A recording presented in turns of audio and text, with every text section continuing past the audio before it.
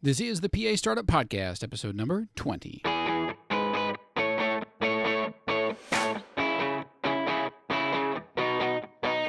This is the PA Startup Podcast, where we help pre-PA students, current PA students, and new grads start their careers as physician assistants. I'm your host, Chris Darst. We are glad you're here.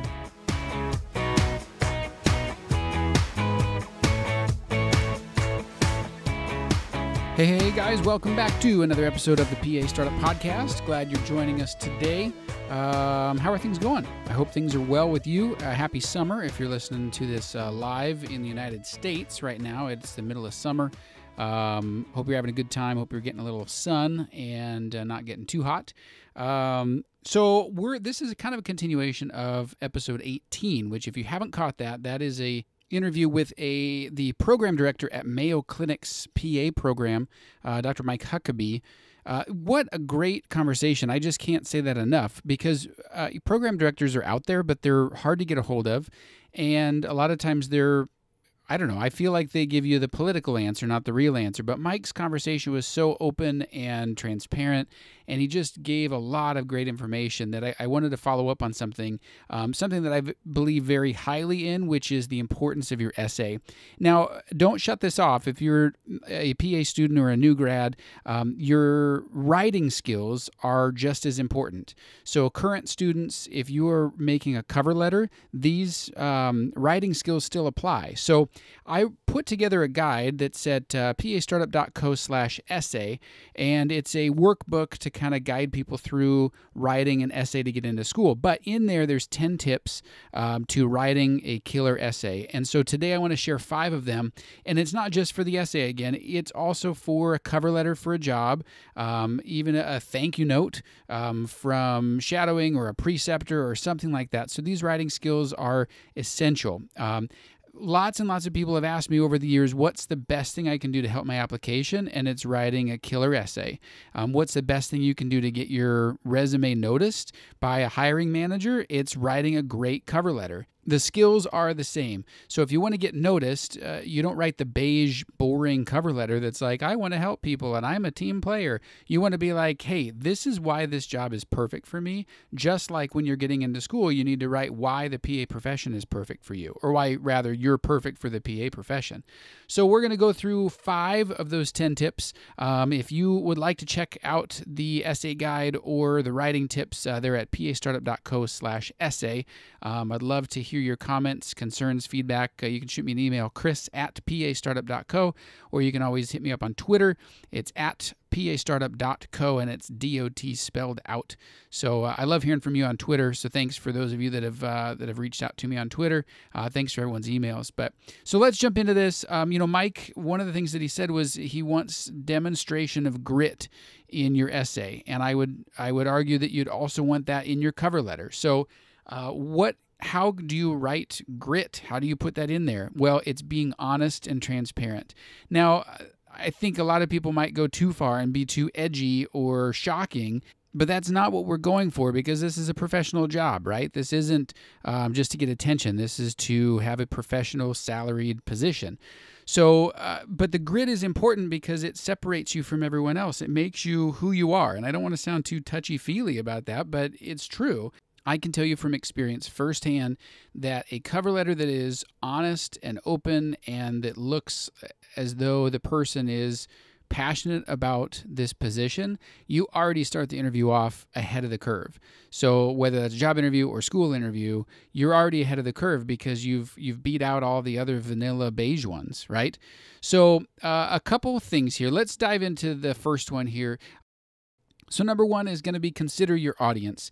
Now I'm going to switch gears back and forth between the cover letter for a job and an essay for school, but both are going to be the same because you're lobbying for a position basically, right?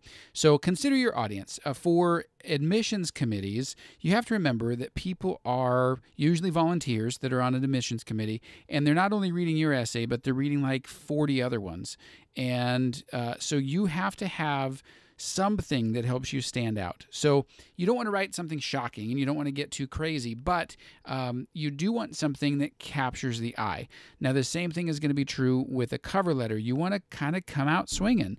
You want to say something or hit a high point right away that captures your audience. Now, Mike mentioned in our interview that, different people read things differently. So you might have something that one person thinks is like the best essay ever, and then the next person that reads it's like, it was okay. So you can't appeal to everybody, but definitely just do your best. And remember that these people are volunteers who are, sifting through multiple essays, and like a hiring manager is looking at multiple cover letters for jobs. So it is in your best interest to start your letter or your essay off with a bang. Now, there's a thing in public speaking. You can see it evidenced in movies. You can read it in exciting books.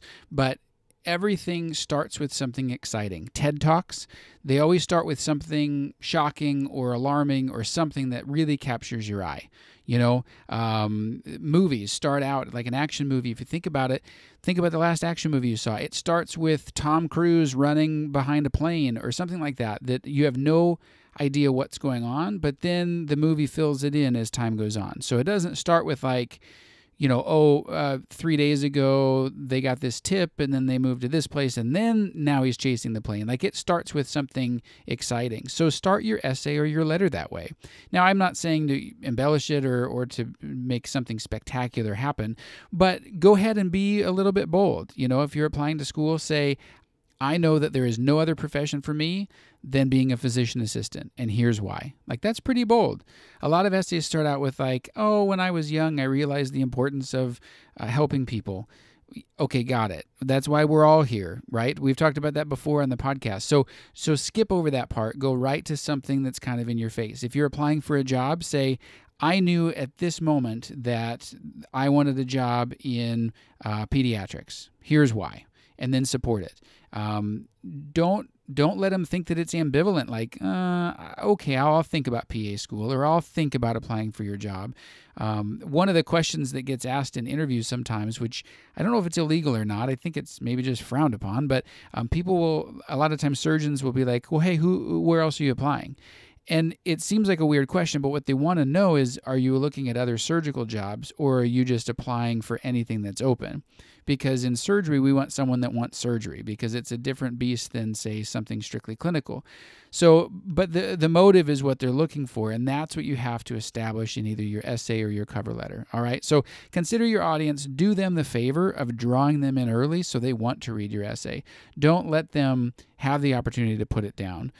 Okay, number 2, a lot of times what people are doing when writing their application essay is they write this formal college-level essay, right? And it's very structured, and it's got the introduction paragraph and 3 supporting paragraphs and a conclusion. And that sounds like my 5th grader, actually. But it's very academic, and that's great because this is a professional position. But I would argue that you're going to get more ground from being conversational. Now, you still have to be professional, right? No F-bombs, but you can be conversational in your tone. Now, it's hard to write conversationally because we're so used to sitting down at the computer and writing something academic. Okay, so here's my suggestion for you is whatever your points are that you're going to make in your essay or a cover letter is write them down like in outline form and then dictate into your phone or in your computer or something like that and just talk it out, just like you're giving a speech. And a lot of computers will actually transcribe it for you. So you have like, talk to text. You can do it into your phone. I know my iPhone will do that. But basically, you just talk it out. And what you'll end up with is a much more conversational document than if you had sat down to type it out. Now, don't send that. That's not what you want to send. You need to go in and you need to clean it up, but that'll give you the framework. And I've been amazed at the number of people that have tried this and they'll type one out and they'll be like, oh, here's what I've got. And I'll say, it sounds really formal. It's good to be professional, but it's so stiff and rigid. I don't see any personality. So then they dictate it and then they type it out, kind of clean it up here and there. And what they give me is like we're having a conversation. Now, if you can walk into my office and you and I have already had a conversation, either, the letter did it, or, the letter started it, that prompted a phone call, which we're going to talk about the position on the phone. I feel like, okay, now we've had 2 conversations. We know each other, and the interview is going to go so much better. Same thing with school. If you have applied and your essay is conversational and professional and it's exciting, I don't mean to keep saying exciting. It doesn't have to be like, you survived a war or anything, but it needs to be written well to capture the attention of the reader. Now, if you've done all that, but it's still a conversational tone, you seem like the most normal person, like, let's just hang out. And that's what you want going into your interview. You want someone to just be like, I really liked your essay. Tell me more about that. And you continue the conversation then at that point in front of them. So we want to make sure that we're sticking to more conversational than academic, but definitely still professional. All right?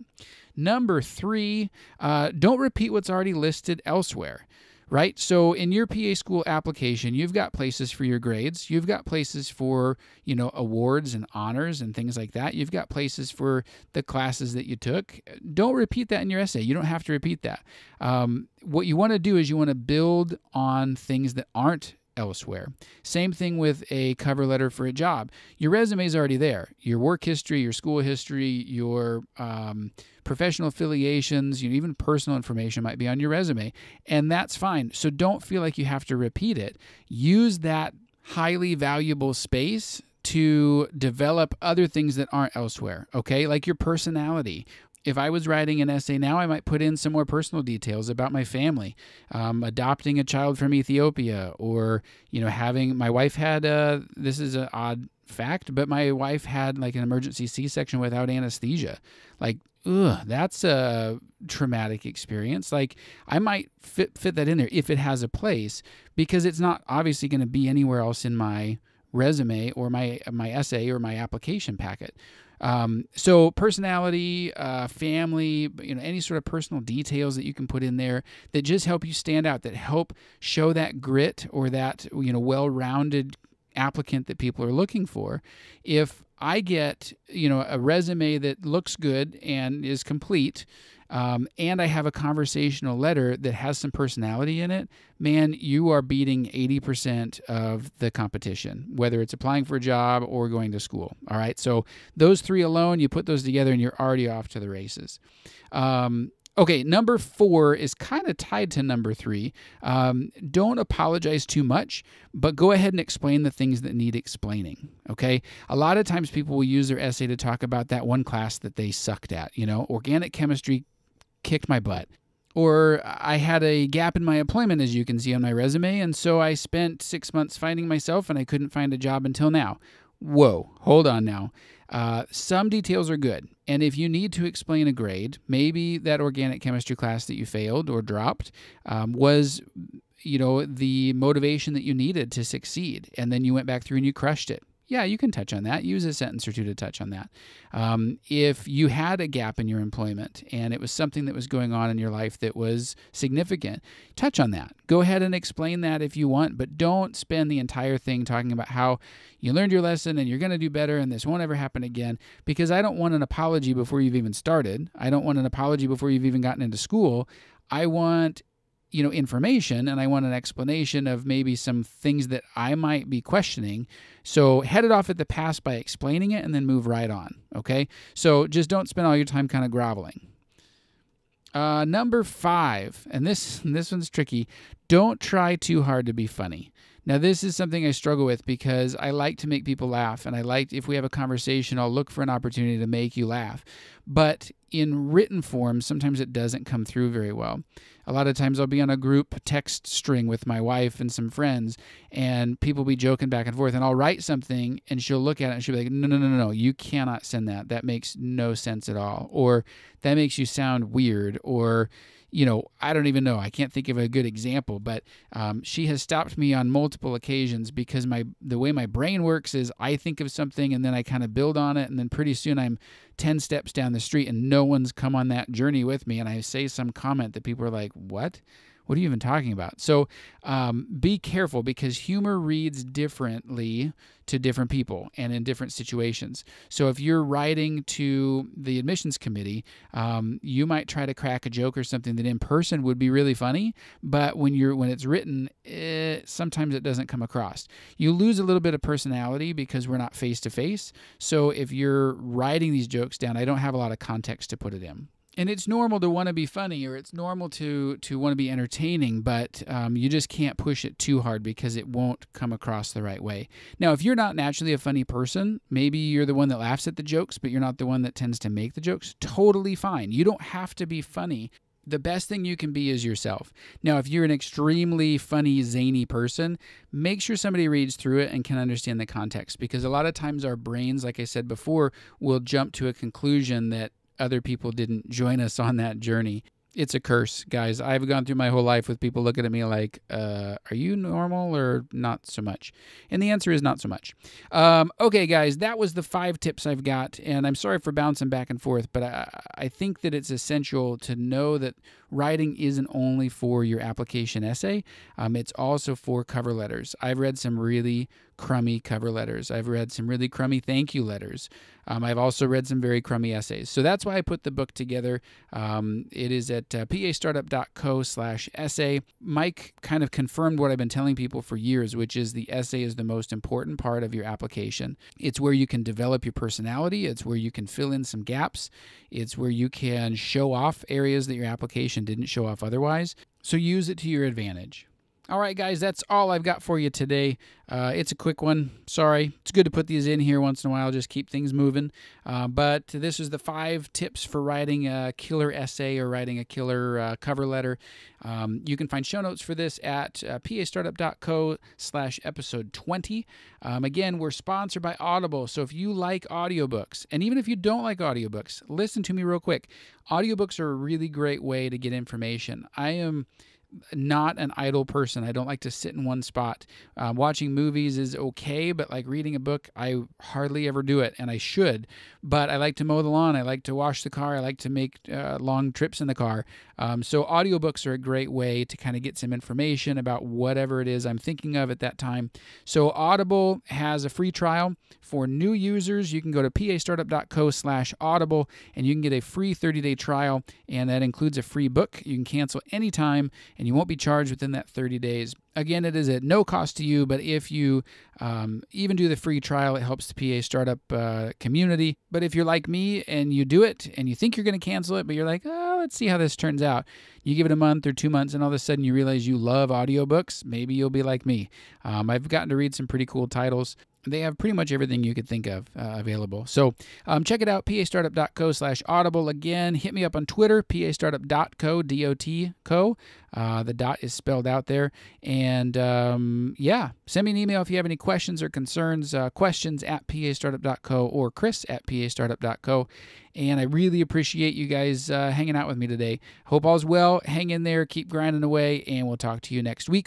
Next week, we visit with the finance fellow again, but this time it's not about finances. It's about his career as a trauma PA. So if you're interested in the Day in the Life of series, we've done general surgery, pulmonology, cardiothoracic, family practice, and now we're going to get into trauma. So pretty cool conversation I got to have with Mike, the finance fellow. And yeah, so check it out next week, episode 21. Thanks again. We'll talk to you soon.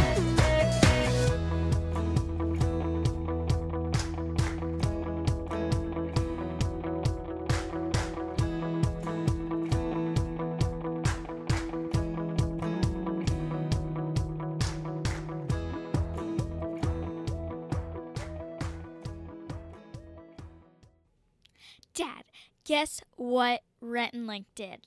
The guys from Good Mythical Morning?